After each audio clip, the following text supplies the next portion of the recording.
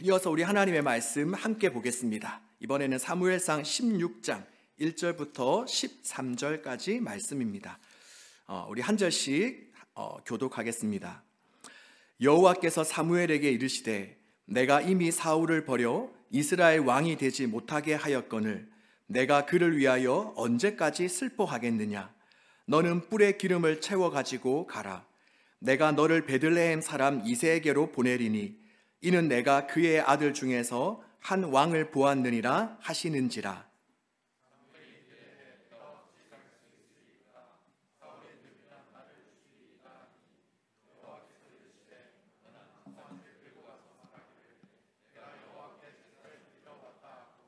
이새를 제사에 청하라. 내가 내게 행할 일을 가르치리니 내가 내게 알게 하는 자에게 나를 위하여 기름을 부을지니라.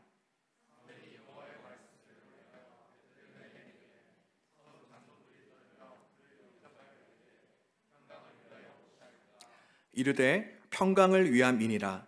내가 여호와께 제사하러 왔으니 스스로 성결하게 하고 와서 나와 함께 제사하자 하고 이새와 그의 아들들을 성결하게 하고 제사에 청하니라.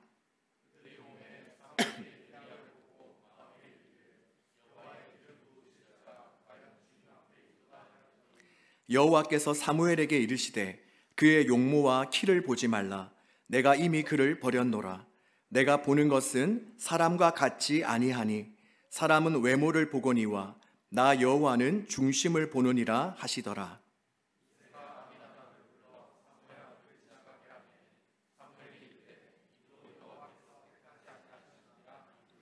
이새가 산마로 지나게 하매 사무엘이 이르되 이도 여호와께서 택하지 아니하셨느니라 하니라.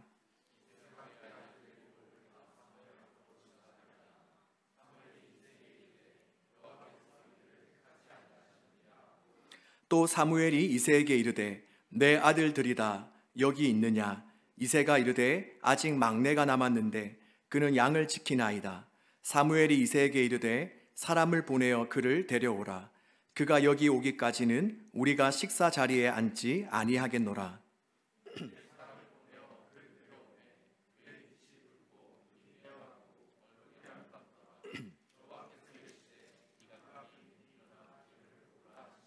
함께 읽습니다. 사무엘이 기름 뿔병을 가져다가 그의 형제 중에서 그에게 부었더니 이날 이후로 다윗이 여호와의 영에게 크게 감동되니라. 사무엘이 떠나서 라마로 가니라. 아멘. 오늘 본문은 하나님께서 사울 왕을 대신할 이스라엘의 새로운 왕을 세우시는 장면에 대해 말씀하고 있습니다. 그런데 사실상 이것은 이미 앞에서 예견된 바이죠. 사무엘상 13장 14절에 보면 사무엘이 사울에게 뭐라고 이야기하였습니까? 여호와께서 왕에게 명령하신 바를 왕이 잘 지키지 아니하였으므로 여호와께서 그의 마음에 맞는 사람을 구하여 다시금 백성의 지도자로 삼을 겁니다 라고 이야기했습니다. 또한 사무엘상 15장 28절에서도 사무엘은 사울에게 이렇게 말씀합니다. 여호와께서 이스라엘의 나라를 임금님에게서 빼앗아서 임금님보다 더 나은 사람에게 주셨습니다 라고 이야기하였습니다.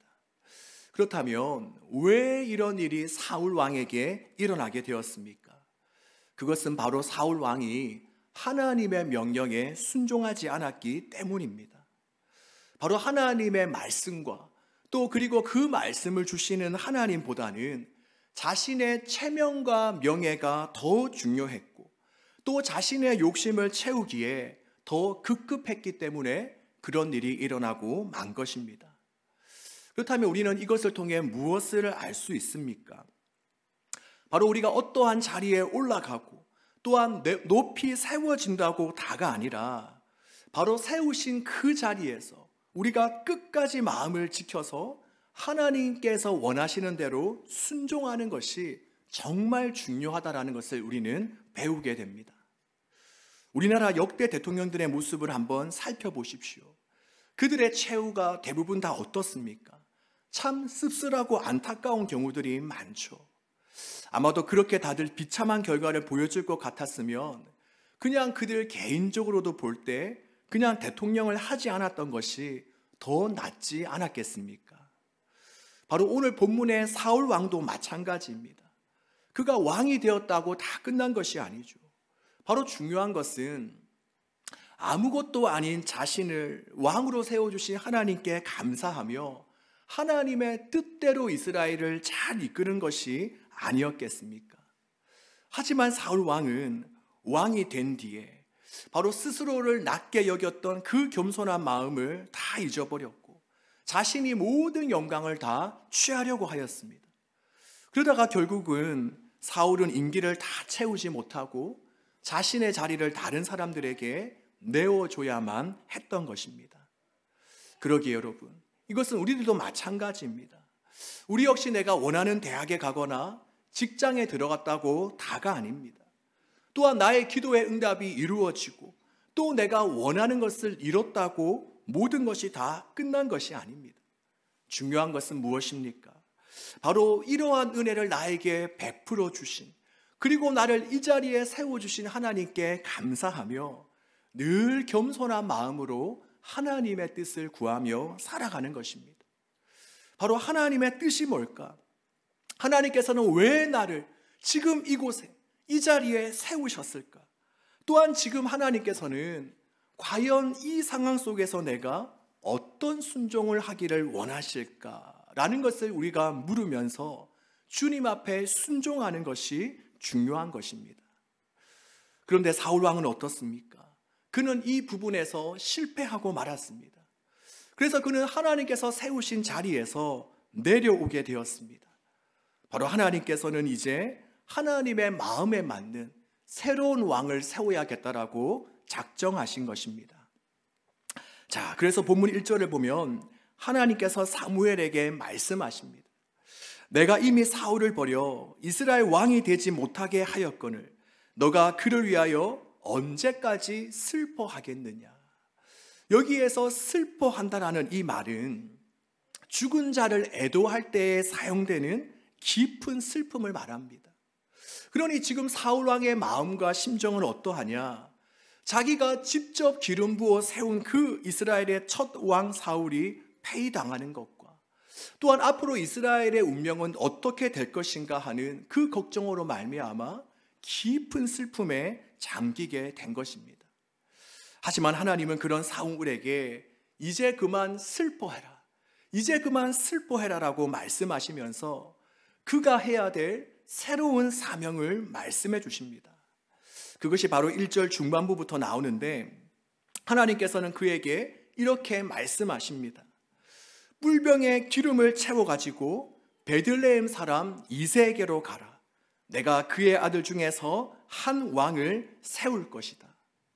저는 바로 이 장면을 보면서 새 역사를 준비하시고 일하시는 하나님의 모습을 발견할 수 있었습니다. 비록 지금 상황은 이스라엘의 초대 왕으로 세워진 사울이 그 역할을 제대로 잘 수행하지 못하여서 하나님께서 몹시 후회하시는 이러한 절망적인 상황이 되어버리고 말았지만 하나님은 그것을 보시고 어쩌지 이렇게 안타까워 하시거나 후회만 하고 계시지 않다는 것입니다.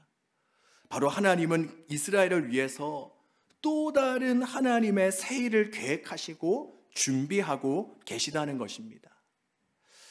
혹시 인터넷 기사를 통해 봤는지 모르겠는데 혹시 지금 미국 땅에서 어떤 일이 벌어지고 있는지 아십니까? 바로 2월 8일, 약 2주 전이죠. 2월 8일을 시작으로 미국의 놀라운 부흥의 역사가 일어나고 있습니다. 바로 미국 켄터키 주에 있는 에즈버리 신학교에서 채플 이후에 한 학생의 회개를 시작으로 계속해서 24시간 예배가 이어지고 있습니다. 어떤 유명한 목사님이 말씀을 전하시는 것도 아니고 또 유명한 찬양팀이 찬양을 인도하는 것도 아닌데 바로 자발적으로 학생들과 또 주변 사람들이 모여서 함께 찬양하고 기도하고 말씀을 계속해서 나누고 있습니다. 이제 기간을 보니 거의 2주가 넘었는데 며칠 전에 뉴스를 보았더니 그것이 아직까지도 지속되어지고 있고 또 그것이 이제는 켄터키주를 벗어나서 미국 전국으로 영향을 미쳐서 다른 캠퍼스에서도 이와 같은 청년들의 자발적인 예배와 기도가 이어지고 있다는 것입니다. 저는 이 기사를 보면서 아내와 함께 와, 정말 놀랍다. 많은 사람들이 이제 미국은 기독교 국가가 아니다라고 말을 할 정도로 미국은 영적으로 무너지고 침체되어져 있었는데 또다시 하나님께서 미국 땅에 이러한 놀라운 부흥을 일으키고 계시구나 하는 그런 이야기를 나누었습니다. 그리고 여러분, 이것은 이스라엘뿐만이 아니라 미국 땅뿐만이 아니라 바로 우리의 심령 속에도, 우리 부산 땅에도, 우리 대한민국 땅에서도 마찬가지입니다. 아무도 아멘을 안 하시네요. 우리가 볼 때는 어때요? 우리가 볼 때 우리 자신은 너무나도 부족하고 무기력해 보이지 않습니까? 또 지금 우리가 살아가고 있는 이 시대는 가면 갈수록 교회의 영향력이 쇠락해져 가고 또 많은 사람들의 입에만 오르락내리락 하지만 우리는 이 시대를 바라보며 이 한국 교회의 현실을 바라보며 그저 좌절하고 포기하고 안타까워해서만은 안 됩니다. 왜 그렇습니까? 바로 하나님은 지금도 이러한 일을 보시며 그저 한탄하시고 안타까워하시지만 않으시고 하나님께서는 지금도 새 일을 행하시며 준비하시고 이루어 나가고 계시기 때문입니다. 아멘이십니까? 그러기에 저와 여러분, 우리들은 이러한 하나님과 발맞추어서 우리는 무엇을 해야 됩니까? 바로 정말 이 땅에 또 우리 한 사람 한 사람의 심령에 정말 새 일을 행하실 그 주님을 믿고 기대하며 우리는 끊임없이 이 세대와 나라의 부흥을 위해 기도해야 됩니다. 또한 우리는 주어진 자리에서 우리가 맡고 있는 그 사명을 충성되게 감당해야 하는 것입니다. 자, 그런데 오늘 본문을 계속해서 보면 이러한 명령을 들은 사무엘은 어떤 반응을 하나님께 보입니까? 우리 한번 2절 앞부분만 다 같이 한번 한 목소리로 읽어보도록 하겠습니다. 사무엘이 이르되 내가 어찌 갈 수 있으리이까? 사울이 들으면 나를 죽이리이다. 아멘. 자, 지금 사무엘이 하나님의 명령 앞에서 어떻게 하고 있습니까? 두려워 떨고 있습니다. 사무엘은 주저하고 있습니다. 어쩌면 이것은 당연한 것인지도 모릅니다. 왜냐하면 사울이 하나님으로부터 버림을 받긴 했지만 지금 현재 사울의 상태는 어떠죠? 왕의 자리에 그대로 앉아 있습니다. 그런데 이런 상황 속에서 사무엘이 다른 누군가에게 기름을 붓는다는 것은 무엇을 말합니까? 바로 사울 왕의 입장에서 볼 때 그것은 완전한 반역입니다. 그러니 사무엘은 이새의 아들 중 한 명에게 기름을 부어라라는 하나님의 말씀을 순순히 따를 수가 없었습니다. 그것은 곧 자신의 목숨을 내어놓는 일이었기 때문입니다.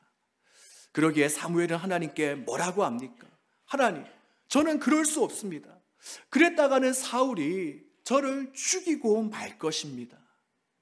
그러자 그 말을 들으신 하나님께서는 본문 2절 중간 부분부터 보면 사무엘에게 한 가지 방법에 대해 말씀해 주십니다. 바로 암송아지를 끌고 가서 누가 너에게 묻거든 나는 여호와 하나님께 제사를 드리러 왔다라고 이야기하라는 겁니다.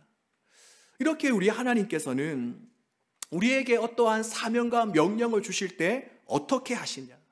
우리가 그 사명을 완전히 완수할 수 있도록 길과 그리고 지혜와 능력을 함께 부어주십니다. 모세의 경우도 마찬가지죠.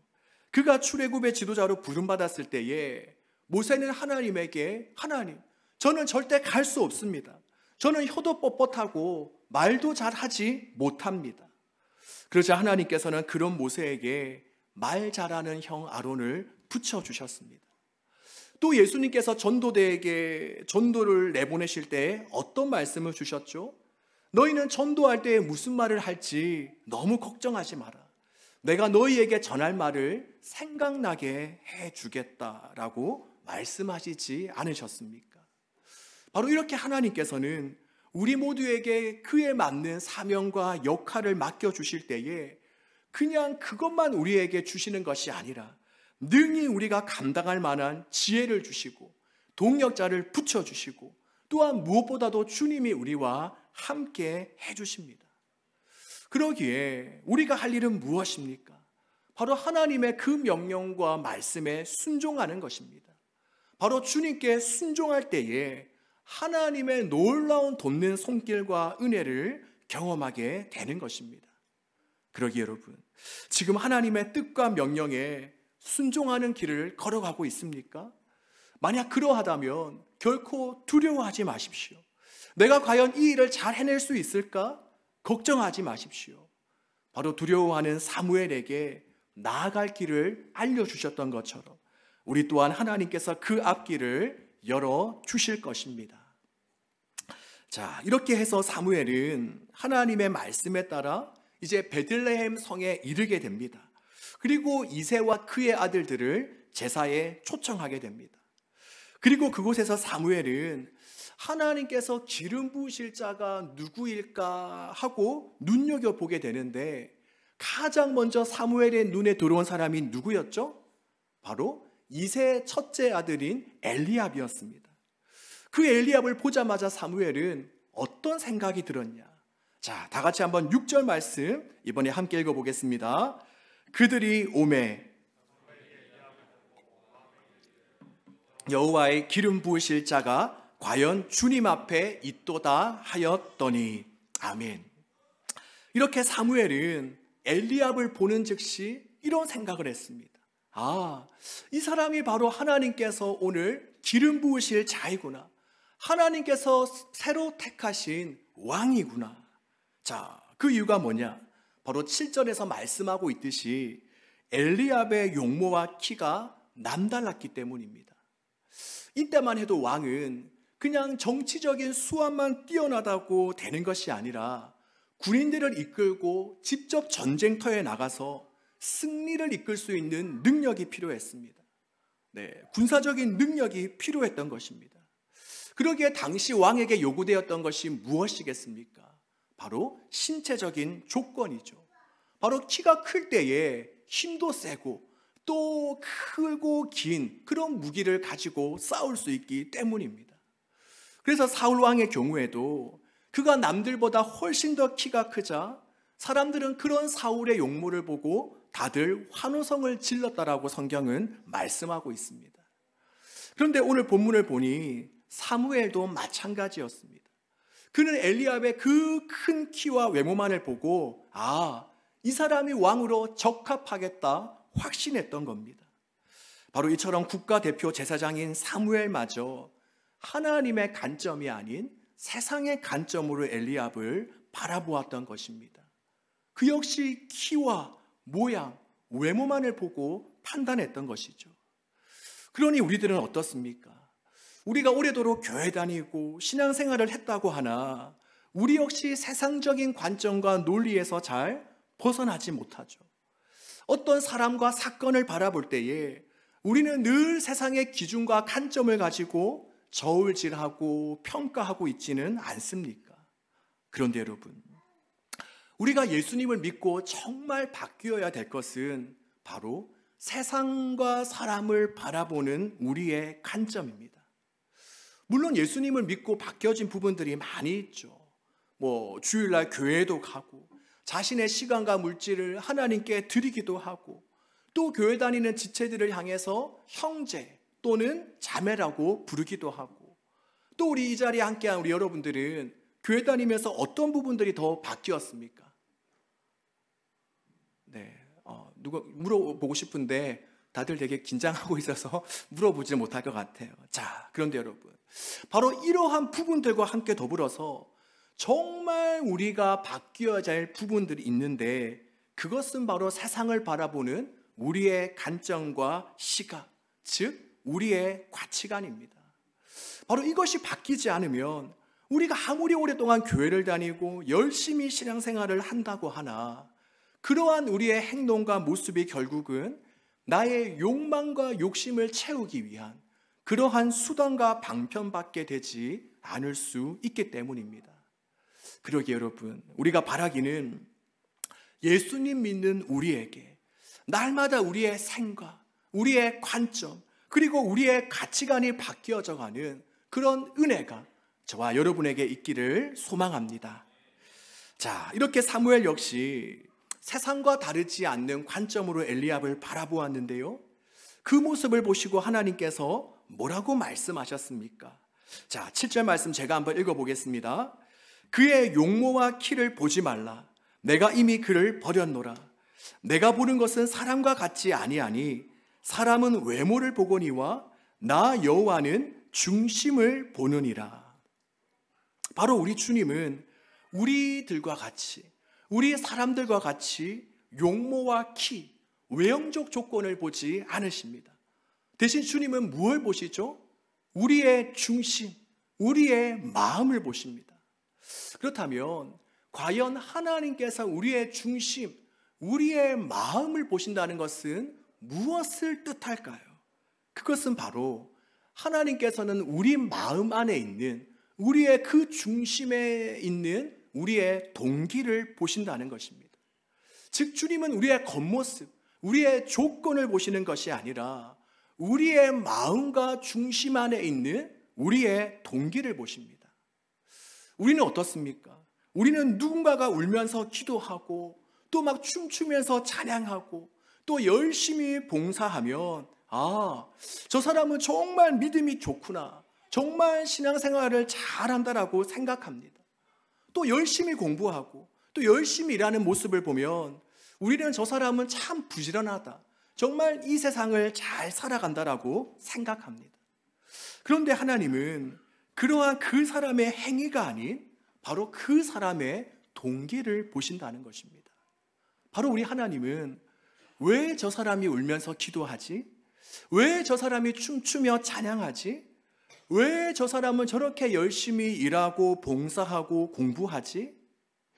그런데 마냥 울면서 기도하는 것이 자기 연민이 강한 사람이라, 자기 스스로를 불쌍하게 여기는 마음이 커서 울며 기도를 하는 것이었다면, 또 저렇게 열심히 춤추며 찬양하는 것이 그저 어떠한 멜로디에, 현장의 분위기에 취해서 하는 것이었다면, 그리고 열심히 교회에서 봉사하는 것이 누구에게 칭찬받으려 하거나 그럴싸한 사람처럼 보이려고 했다라고 한다면, 또한 최선을 다해 공부를 하고 일을 하는 것이 내가 어서 빨리 성공해서 편안한 사람을 누리기 위한 것이었다면, 결코 우리 주님은 우리의 그러한 모습을 보고 기뻐하시지 않는다는 것입니다. 어제 저녁 기도회 때에 누가 기도 인도를 했을까요? 네, 맞아요. 우리 부서기를 맡고 있는 우리 세준이가 기도 인도를 했는데 이런 멘트를 했습니다. 자, 무슨 멘트를 했냐? 오늘 왜 이 기도의 자리에 나오셨습니까? 어떤 마음으로 나오셨습니까? 그런데 어제 저는 이 세준이의 멘트가 저를 향한 하나님의 음성처럼 들렸습니다. 바로 주님은 지금 내가 이 기도의 자리에 나온 것보다 이 기도의 자리에 내가 어떤 마음을 가지고 어떤 동기를 가지고 나왔느냐에 더 관심이 있으시구나 하는 생각을 했습니다. 그러면서 제 자신을 곰곰이 생각해 보니 여러분에게 고백하기 부끄럽지만 사실 저는 이런 생각이 있었어요. 어제 제가 오후에는 신방이 있고 또 저녁 기도회 이후에는 이제 장례식장에 두 군데나 가야 되는 상황이다 보니 오늘 기도회는 조금 쉬고 기도회 시간에 내일 설교 준비나 좀 해야겠다. 그래서 오늘은 좀 빠져야겠다. 아마 그래도 주님은 설교 준비한다고 빠지는 거니까 나를 이해해 주실 거야 라는 생각을 했습니다. 그러다가 조금 있다가는 아니지, 그래도 내가 청년부 목사인데 어떻게 내가 청년부 토요 기도회를 빠질 수 있나? 목사가 기도회에 빠지면 도대체 누가 그 기도회에 오겠냐라는 생각으로 나왔습니다. 그러니 어제 사실상 제가 기도회에 나온 것은 정말 주님을 사모하고 바라보고 간절한 마음으로 나온 것이 아니라, 오늘 이 예배를 위해 중보하며 기도하러 나온 것이 아니라, 어제 제가 토요 기도회에 나온 것은 목사로서의 체면 때문에 나왔던 것입니다. 그런데 어제 저녁 세준이의 멘트를 들으면서 정말 뜨끔했어요. 그래, 주님은 내가 이 자리에 나온 것, 이 자리에 내가 앉아 있는 것보다 내가 어떤 동기, 어떤 마음을 가지고 이 자리에 나왔는지를 보시는 분이시구나 하는 생각을 하며 정말 하나님께 회개하는 그런 시간을 가졌습니다. 여러분, 이제는 제가 여러분에게 한번 물어보겠습니다. 지금 여러분의 마음과 중심 안에 있는 동기는 과연 무엇입니까? 오늘 이렇게 예배 자리에 나온 동기, 우리가 매일 말씀을 묵상하고 실천하려고 하는 동기, 또 우리가 교회에 나와 리더로 섬기며 봉사하려고 하는 동기, 또 그토록 열심히 살고 공부하고 일하는 동기는 무엇입니까? 정말 하나님 때문입니까? 아니면 나 때문입니까? 내가 그렇게 해야 하나님께서 나에게 복을 주셔서 내가 원하는 일을 잘 이루어 주실 것 같기 때문은 아닙니까? 여러분, 오늘 우리가 이 시간을 통해서 우리 삶의 모든 행위와 행동의 동기를 한번 점검해 볼 수 있기를 바랍니다. 나는 왜 이 예배를 드리고 있는가? 나는 왜 날마다 큐티를 하는가? 나는 왜 그토록 치열하게 하루하루를 바쁘게 살아가고 있는가? 나는 또 왜 교회 봉사를 하고 있는가? 이렇게 질문하고 살짝 겁이 나기도 하는데요. 혹시 여러분이 그래, 내가 그동안 예배하고 큐티하고 봉사하는 이유가 옳지 않았어, 동기가 선하지 않았어 라는 것을 깨닫고 그래, 그럴 바엔 이제 예배 나오지 않겠어, 큐티는 하지 않겠어 라고 생각할까봐 살짝 겁이 나기도 하는데 그렇게 생각하는 청년들은 아무도 없을 거라고 믿습니다. 자, 제가 말씀드리고자 하는 것은 뭐죠? 바로 그동안 나의 동기가 옳지 않았기에 지금까지 했던 모든 행동과 모습들을 다 그만두고 접어버리자는 것이 아니라 정말 주님 앞에서 이제는 우리가 바른 동기를 가지자, 우리의 동기를 새롭게 하자라는 것입니다. 자, 바라기는 우리 모든 삶의 동기가 내 자신이 아닌 바로 하나님이 되시기를 바랍니다. 다윗도 보면 마찬가지입니다. 그는 자신이 잘 되는 것이 동기요 목적인 사람이 아니라 그는 오직 하나님이 영광 받으시고 하나님의 이름이 높임 받으시는 것이 즉 하나님이 동기인 그러한 사람이었습니다. 그러니 사무엘이 자신의 집에 방문했을 때에 형들은 아마 이런 생각을 했을 거예요. 우리 집에 왜 사무엘이 왔지? 혹시 왕을 세우려고 온 것은 아닌가? 그러면 내가 사무엘에게 잘 보이면 이스라엘의 왕이 될 수 있지 않을까 하는 그 기대감으로 사무엘 앞에 섰을지도 모릅니다. 그런데 다윗은 어떻습니까? 거기에 별로 관심이 없었습니다. 그래서 그는 어쩌면 그 시간에 혼자만 들에 나가 양을 치고 있었는지도 모르겠습니다. 그리고 오늘 본문 이후에 나오는 사건을 보면 블레셋 장군 골리앗이 하나님을 모독하는 소리를 하며 이스라엘 군대를 조롱하자 다윗은 어떻게 합니까? 다른 군인들은 사울 왕이 골리앗과 싸워 이기면 많은 재산도 주고 우리 딸과 결혼시켜 주겠다라고 한 말에 관심을 가지면서도 그것이 두려워서 주저하고 있죠. 그런데 그때 다윗은 어떻습니까? 어찌 하나님을 모독하는 것을 듣고도 가만히 있을 수 있냐라고 하며 용감하게 골리앗 앞에 나가게 되죠. 바로 이렇게 다윗은 자신이 인정받고 자신이 높임받고 자신이 잘 되는 것보다는 하나님이 먼저이고 하나님이 우선이고 하나님이 동기인 그러한 사람이었습니다. 그러기에 하나님은 그러한 다윗의 동기를 좋게 여기셨던 것입니다.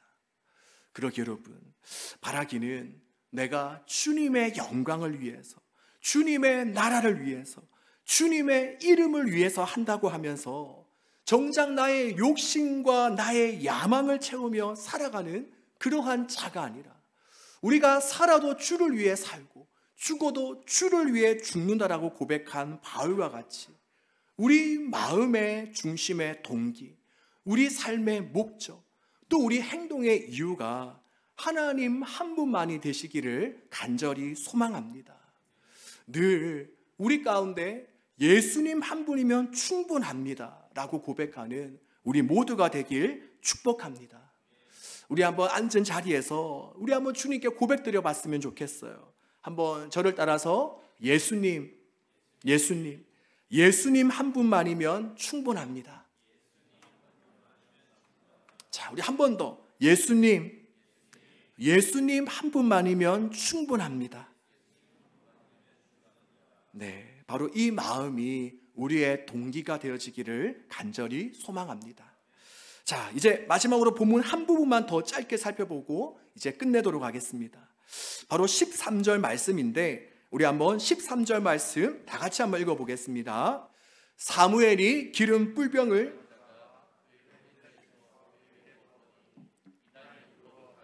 여호와의 영에게 크게 감동되니라. 사무엘이 떠나서 라마로 가니라. 아멘.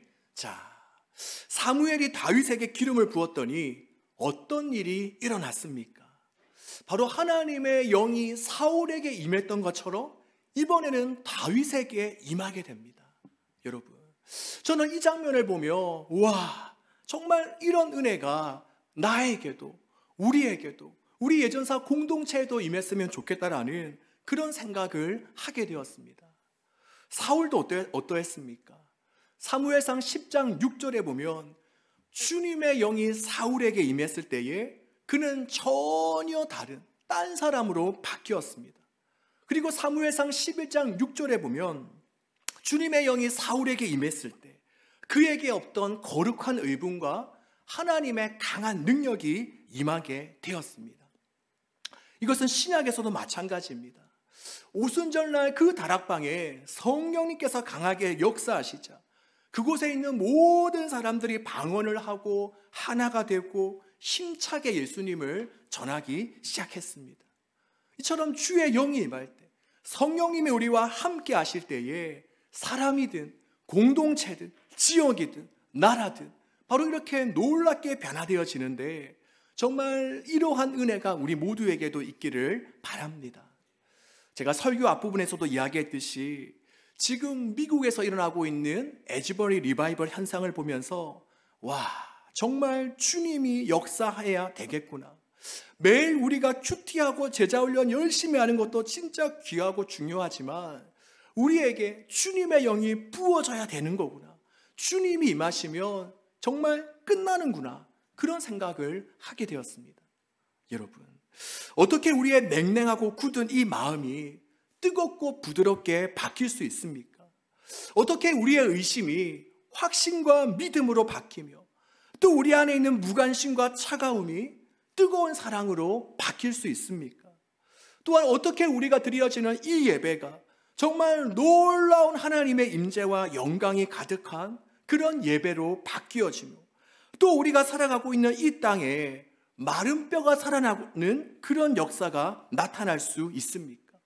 또한 어떻게 어둠과 절망의 나라가 희망과 소망의 나라로 뒤바뀔 수 있겠습니까? 그것은 바로 주님의 영이 임할 때 가능합니다. 성령의 충만함이 있을 때 가능합니다. 바로 우리 주님이 임하실 때에 이러한 놀라운 역사와 기적이 나타나게 되는 것입니다.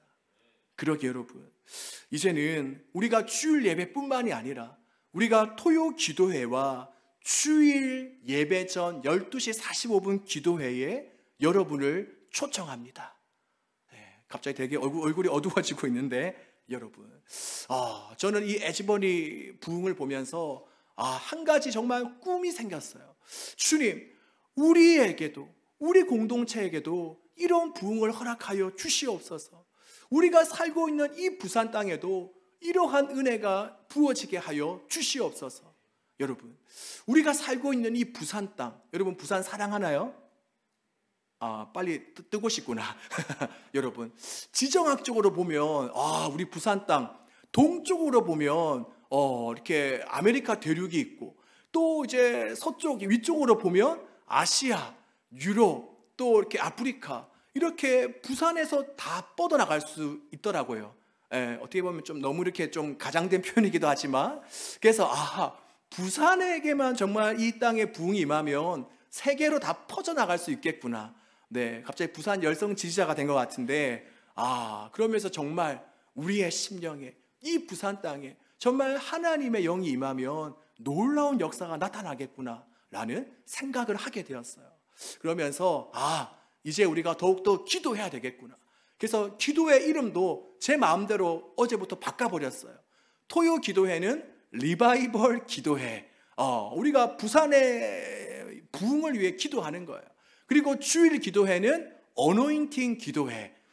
정말 우리 드려지는 예배 성령의 기름 부으심이 부어지도록. 네, 이렇게 또 비웃는 분들 몇 명 계신데 이렇게 리바이벌 부흥회, 어노인팅 부흥회. 정말 우리가 함께 모여 뜨겁게 기도함으로 말미암아 먼저는 우리의 심령이 변화되어지고 또 그러므로 우리 공동체가 변화되어지고 우리가 다니는 캠퍼스와 또 일터가 변화되어지고 부산 땅이 변화되어져서 우리가 동으로는 아메리카 또 우리가 서쪽으로는 아시아와 유럽과 아프리카에 놀라운 주님의 부흥이 일어나기를 간절히 소망합니다. 여러분, 우리가 이 시대에 정말 이러한 하나님의 부흥을 꿈꾸면서 우리가 함께 동참하고 경험할 수 있기를 주님의 이름으로 축복합니다.